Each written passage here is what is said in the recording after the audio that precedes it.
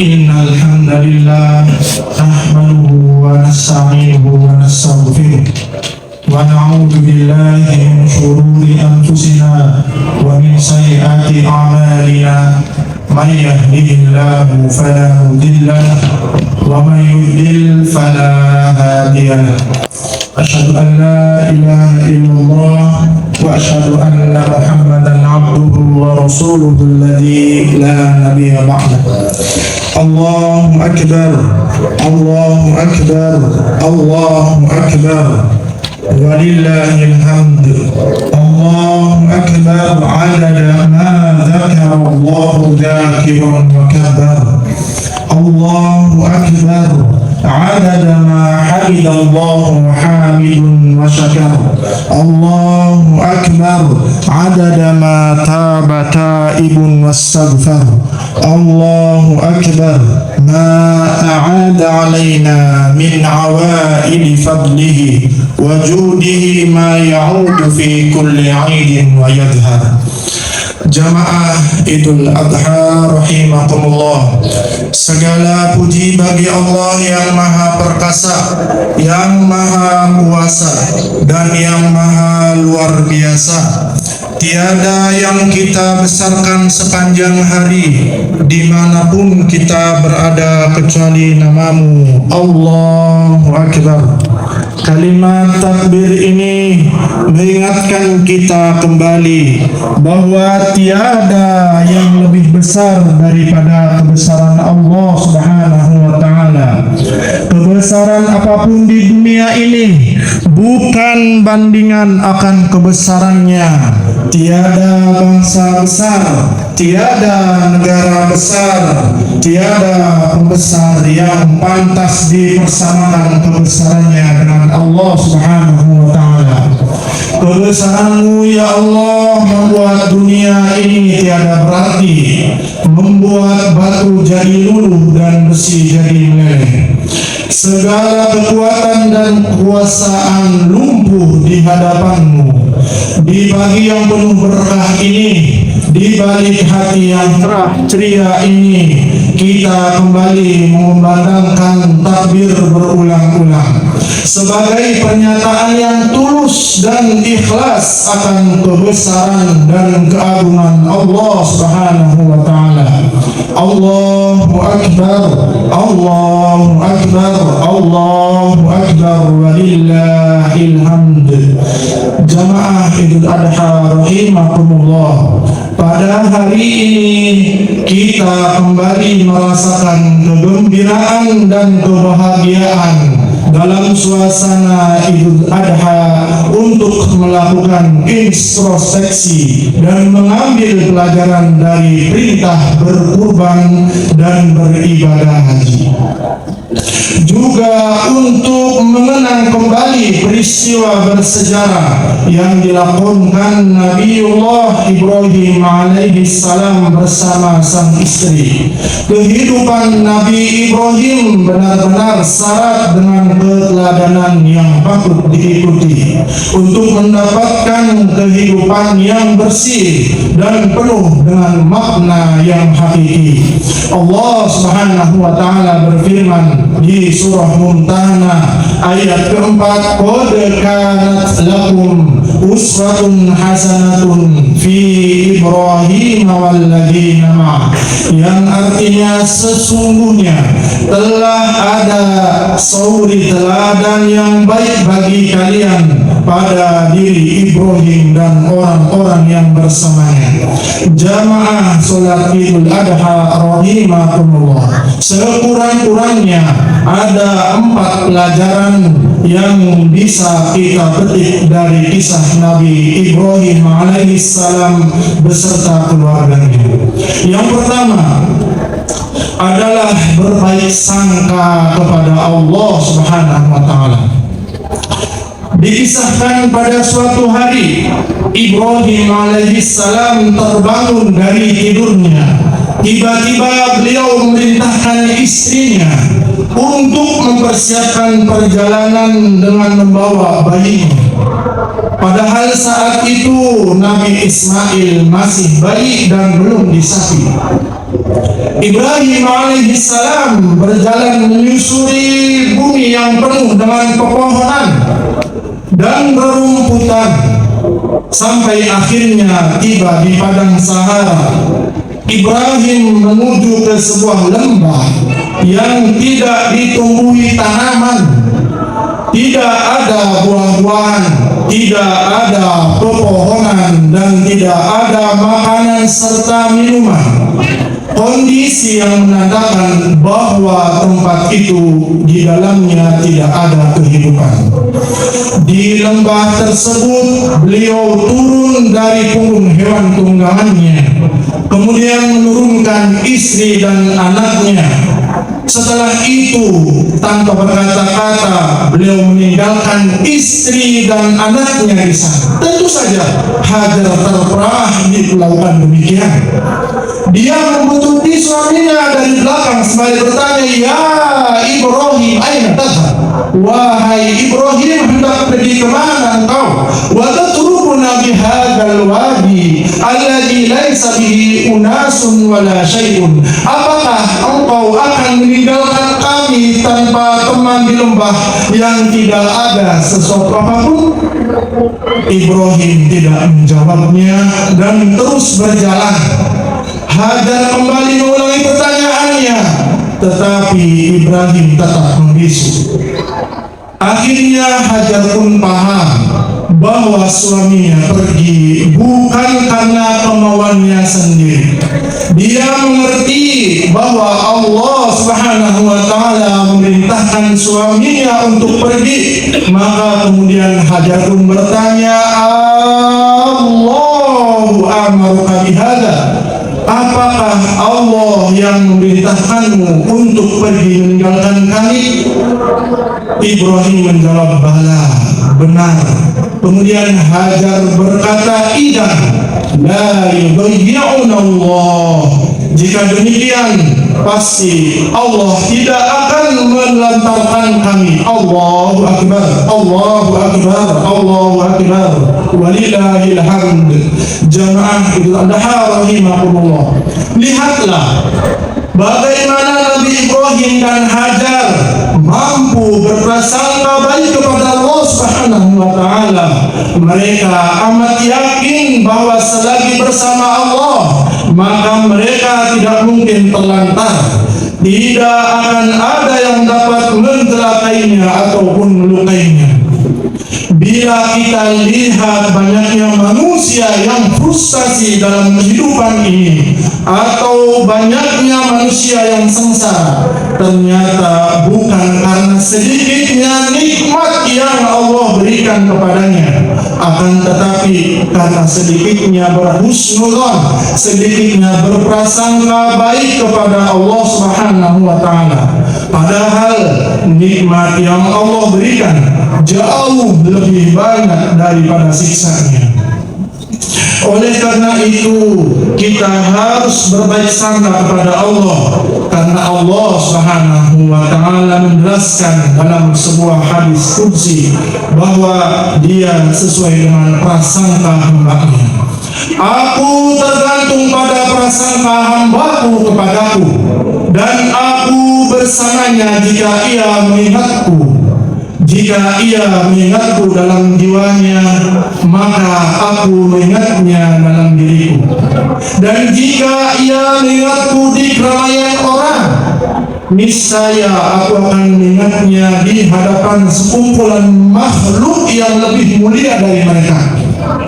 Andaikan ia mendekat kepadaku setapak, maka aku akan mendekat kepadanya sehasta. Bila dia mendekat kepadaku sehasta, maka aku akan mendekat kepadanya sedepak.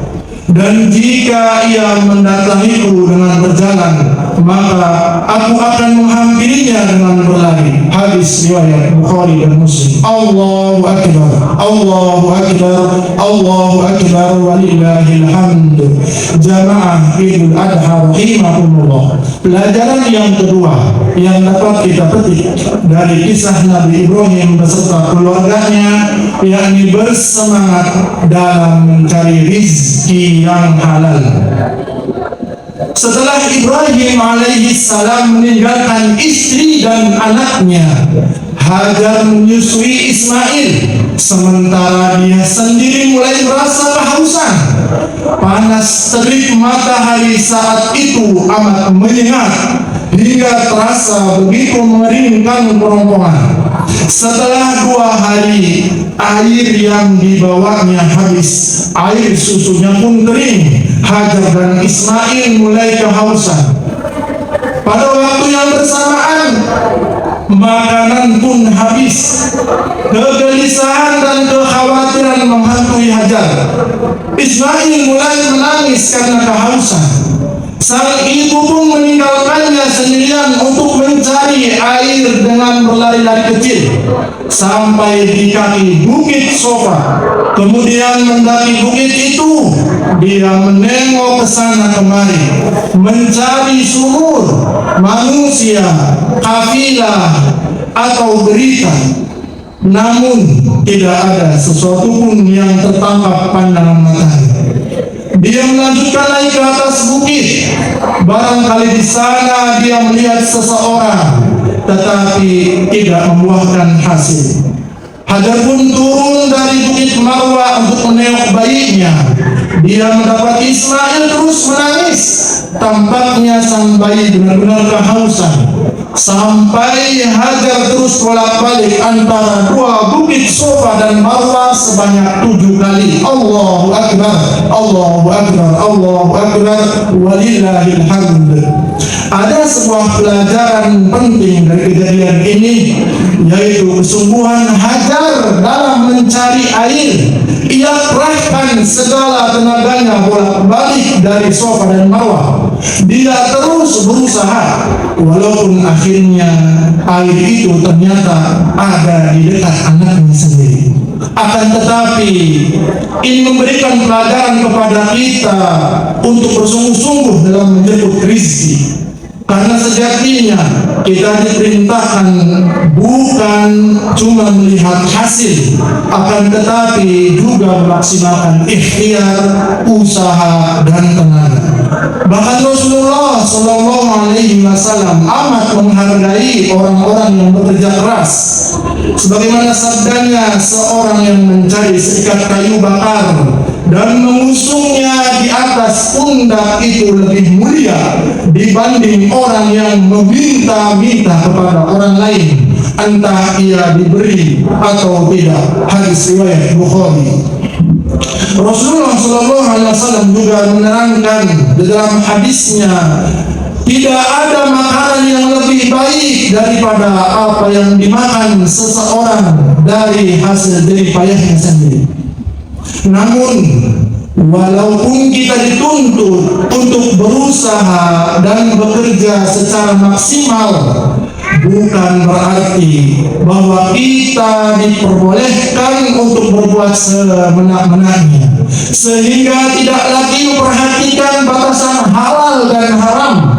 Berhati-hatilah terhadap barang haram yang masuk ke tubuh kita, karena tubuh yang tumbuh dari harta yang haram tidak ada tempat kembali untuknya melainkan neraka jahanam.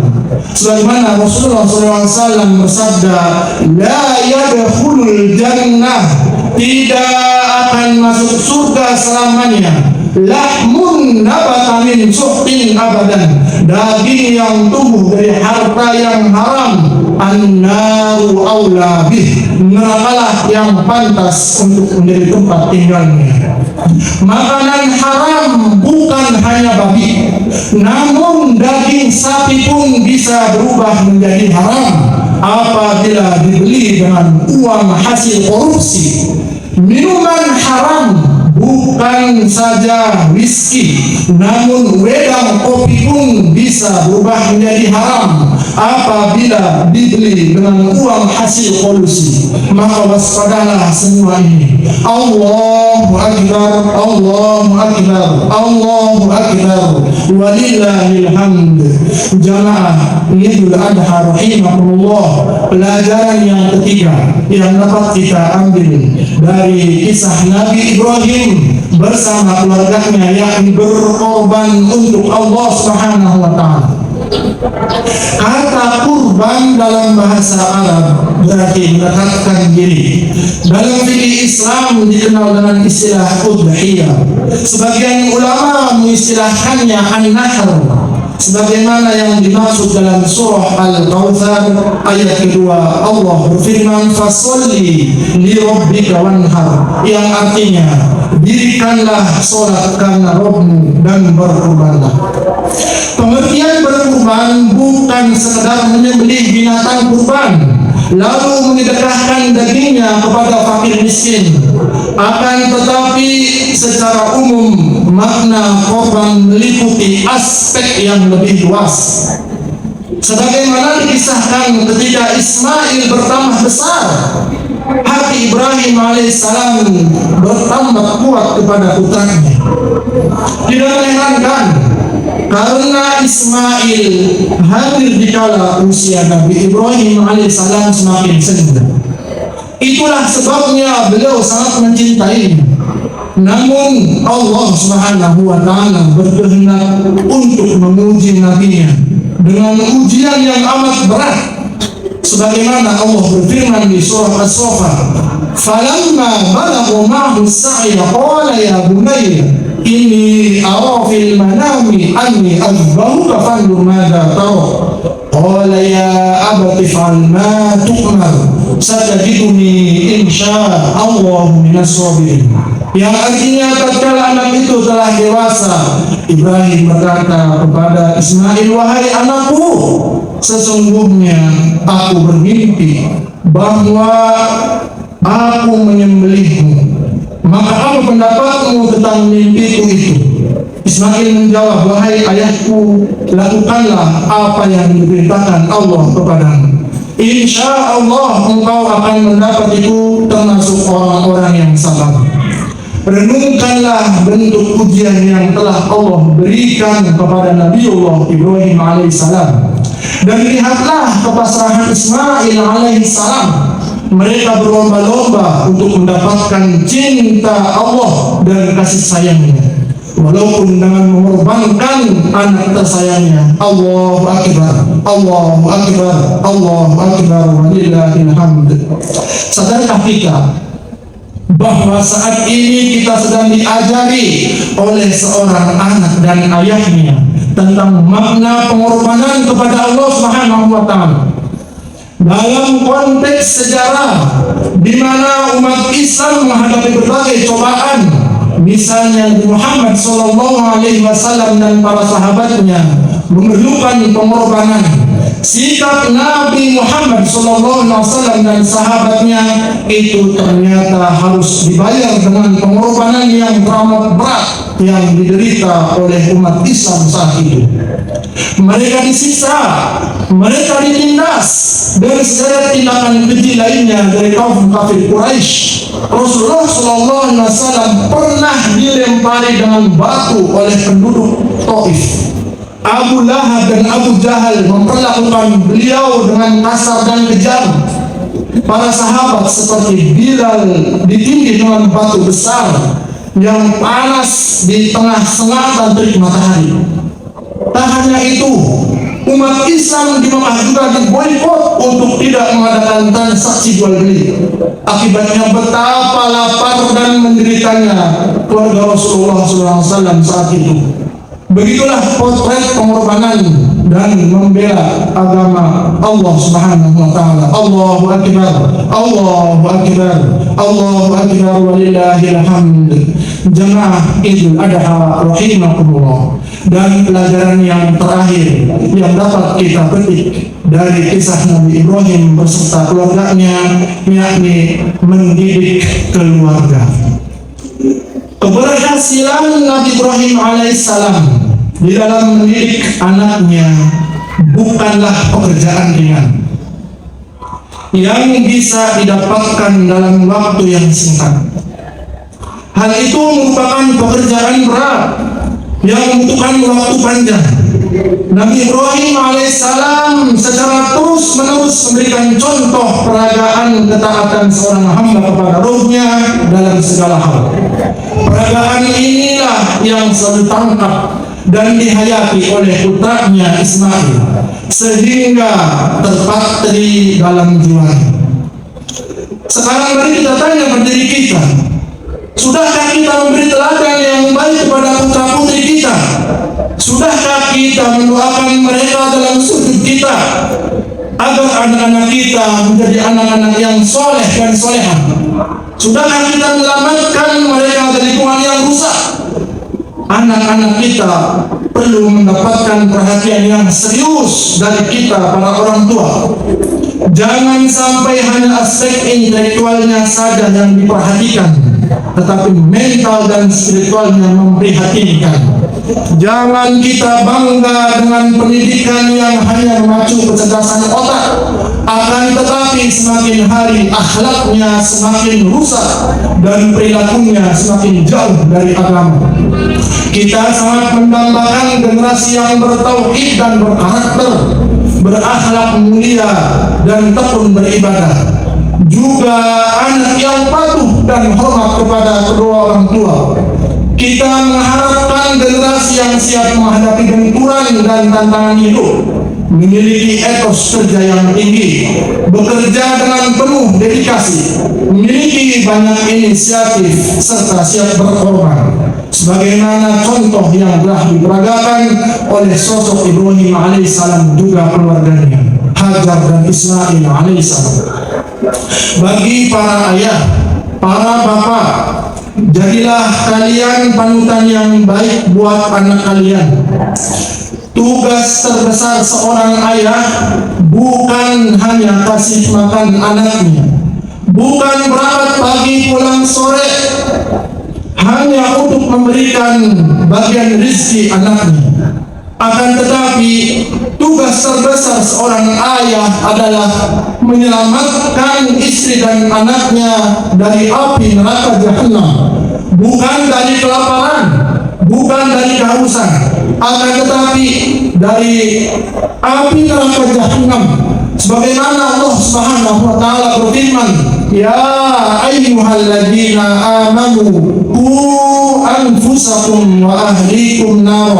Wahai orang-orang yang beriman, selamatkanlah diri kalian dan keluarga kalian dari api neraka.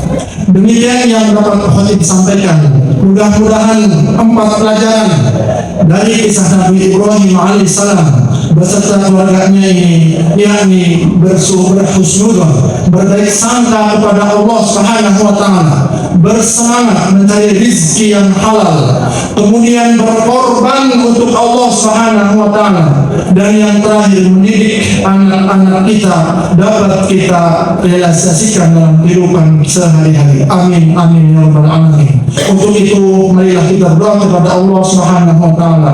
Ya Allah ya rabbal alamin, ya Allah ya rabbana, di sisa-sisa hidup ini berilah kekuatan kepada kami untuk selalu berbakti dan menjadi anak yang soleh untuk ayah bunda kami. Jika mereka masih hidup, izinkanlah kami untuk berkhidmat dan melayani mereka dengan sebaik-baiknya. Di sisa-sisa usia kami, izinkanlah kami untuk meraih kebaikan mereka yang terus-menerus meladang kebaikan. Dan jikalau ayah ibu kami telah tiada, maka izinkanlah kami untuk menjadi sisa kebaikan mereka yang terus-menerus menjadi ladang kebaikan penerang alam kubur mereka. Ya Allah ya Rabbal Alamin, ya Allah ya Rabbana, berikan kami kekuatan dan kemampuan untuk menjadi orang tua yang terbaik untuk putra-putri kami. Hanya Engkau satu-satunya yang dapat memberikan kekuatan untuk mendidik mereka dengan sebaik-baiknya. Ya Allah, ya Tuhan kami, Jadikan anak-anak kami sebagai penyejuk hati kami, yang selalu mendoakan kami saat kami sendiri dalam kegelapan malam kubur. Ya Allah, ya Tuhan kami, karuniakanlah kepada anak-anak kami yang mencintai Al-Quran dan sunnah-sunnah Nabi-Mu. Rabbana hablana min azwajina wa dhurriyyatina qurrata a'yun waj'alna lil muttaqina imama. Rabbana atina fid dunya hasanah wa fil akhirati hasanah wa qina adzabannar.